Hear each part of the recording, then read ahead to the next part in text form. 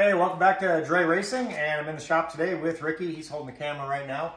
We're working on the 2014 Charger RT with the 5.7, and today I'm going to show you how to replace the MDS Solenoids. And these control running on 4-cylinder or 8-cylinder. We're also going to show you how to disconnect, how these little clips work on your fuel injection. And we're going to show you how to remove and reinstall the intake manifold, torque specs, sequence, some fresh gaskets. So that's what we're going to do today, and let's get to it. I know you're going to dig this.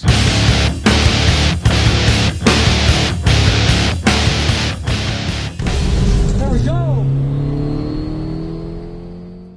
Real quick, a lot of people want to disconnect or eliminate the MDS, and I get it, and that's fine. The reason I want to put it back, get it working, is it is shut off electronically because one of the solenoids failed. So through a code and with my Diablo tuner, I just shut it off. And that was just before the winter. Of course, winter gas mileage goes down, that's fine.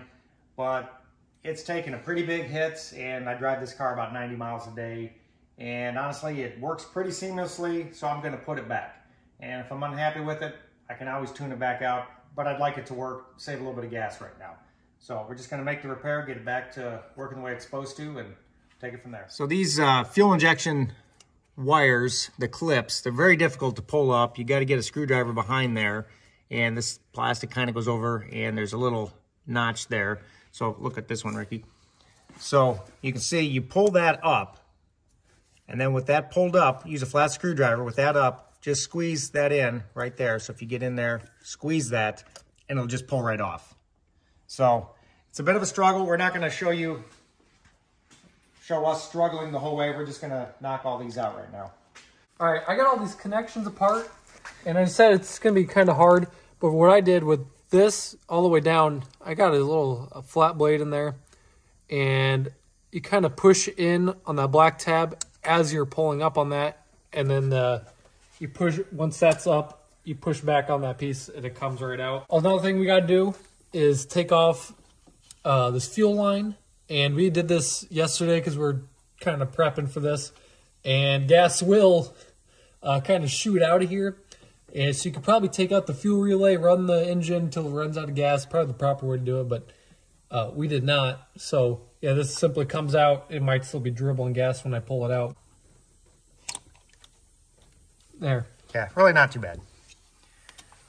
The other thing we did is I took some compressed air, and down here, in here, just full of debris. We blew all that debris out so we don't drop stuff into the intake ports. Then obviously remove the all the air intake.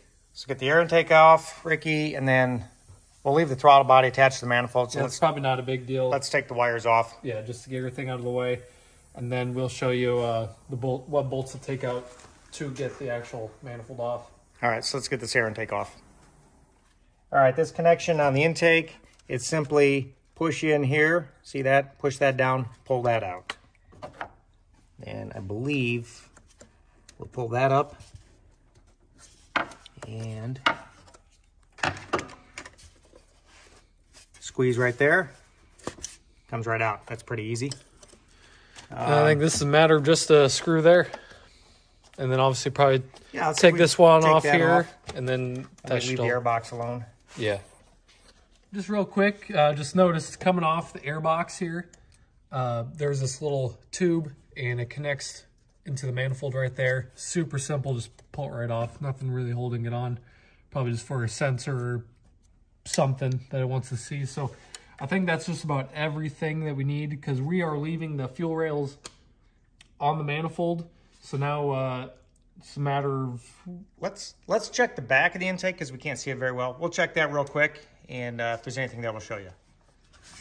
I can't see. Okay, you got a wire, you got a clip right there you got to remove, and this wire is held by a fastener to the back of the manifold.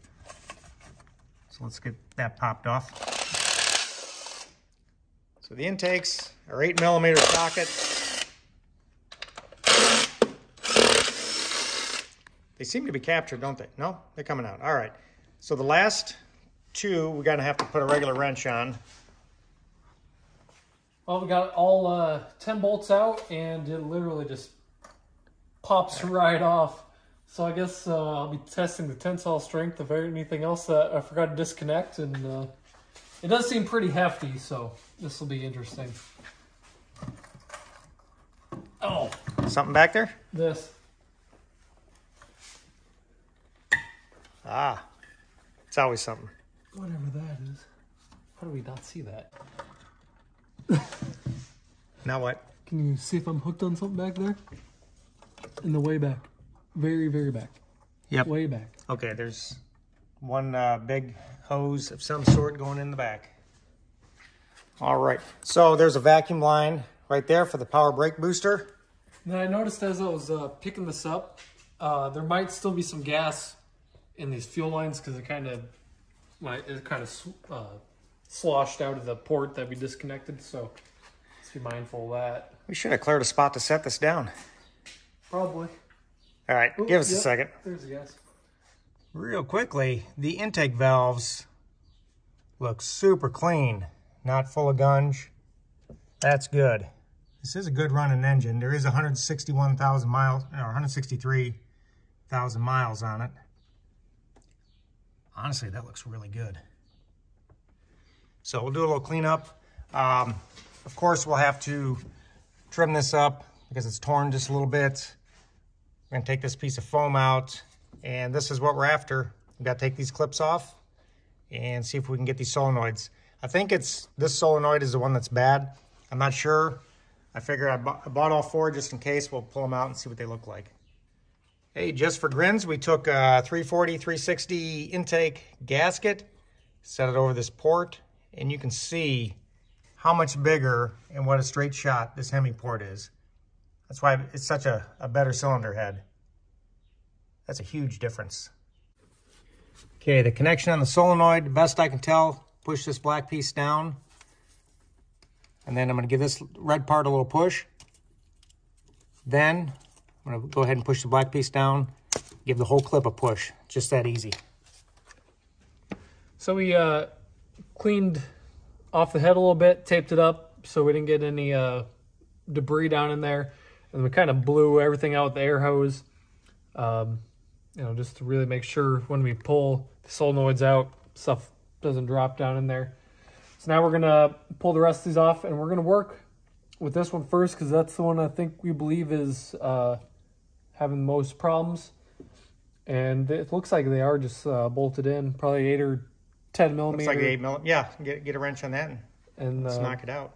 Yeah, it seems pretty straightforward, but I believe that they should just pull right up, but if they don't, we'll let you know. I hear they pull out really hard, so let's find out. Okay, so we gripped it with pliers, gave it a little wiggle. It was stuck. I got in on both sides with some screwdrivers and I popped it up. So let's just see what this looks like. Looks broken. This is gonna be fun. Well, that's that piece. Oh yeah, good times. All right, guys. It wanted to fight us, so what I did is I just took a wood screw and I ran it in the edge. You can see right there, so that's not a problem. Then I put what did we use? Had that brass bar, and I laid the brass bar across, and a big Wonder Bar. What'd you do with that, Ricky? Oh, here it is. And I literally got under there and I popped it out. It actually came out pretty easy. Now, on these things, you were thinking that the biggest issue is the screen getting clogged up. Right. I thought if the screen was clogged up, that was causing the problem. But this one is clean. This makes me feel good about this engine. It's really clean inside. But like I said, we said initially this is the one we're working on first, but we're going to get to that one next, and we'll see if those screens are dirty or if that's the reason. So I think what I'll do is we'll put the new solenoid in. That way we block the hole because I don't want any dirt getting down this engine. So I'll go inspect that, make sure there's no crud, wipe it down. We will lubricate with some oil on all these O-rings. There's 3 O-rings in here. On the new one. On the new one. We'll make sure it's all clean and we'll drop it in and then we'll screw it down. Then we'll move on to the next one and repeat. But yeah, just had to run a screw through there and get a little forceful with it. Not too bad. All right, in this case, it didn't want to come up prying with the screw, so I just used a slide hammer. Ran a screw in there, popped it out. We'll go ahead and clean the bore, make sure there's nothing in there, no debris, and oil it. Now the new one came with 8mm socket bolts, and we just tightened it down by hand. It sucked this down just a little bit, and everything seems to seat good. And we're just going to repeat, and we're going to get all 4 of them. Okay, I oiled the O-rings. There's 3 of them, and after putting in 2, what I'm finding the key to be, so you drop her down in, and you got to rotate back and forth to get it to seat. Put some pressure on it. This one's a little bit tougher to get at because it doesn't want to seat as well. There we go. So just a lot of rotate back and forth and push down, then line up the hole, and then we just snugged it down. I don't know what the torque spec is, but there's not a lot of force on it, and we'll just snug it up. Okay, that's 4 new solenoids. Go ahead and throw that foam in there, Ricky. That'll keep the wires from bouncing around. We still have to trim that hose, and we're going to flip that manifold over and look at the O-ring, see what it's going to take to get this thing to seal up. All right, so now we're going to replace all these gaskets here because the car has so many miles. You probably get away with reusing them, but this set was pretty cheap, so might as well just get it and replace them. Be mindful when you're tipping this over. There is a lot of gas, not all from this, but a lot of gas, so be sure to catch that if you can. And then just going to kind of pick and pry these out and put the new ones in and get it cleaned up. So Ricky's lubricating the gaskets or the O-rings with a little bit of engine oil. Probably could use some silicone dielectric grease, but considering there's engine oil everywhere, it's got to be compatible with that, so that's what we're using. If we're wrong, let us know. We did clean the grooves with some brake clean.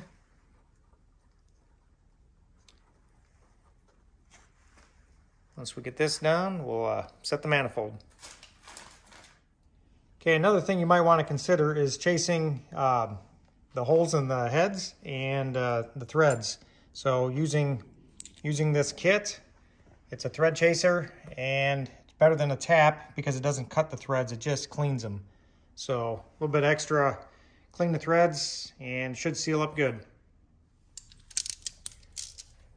Okay, the final torque is 105 inch-pounds. We're just going to snug it up, and there is a pattern. Ricky, I gave you a picture, you just put it in the video.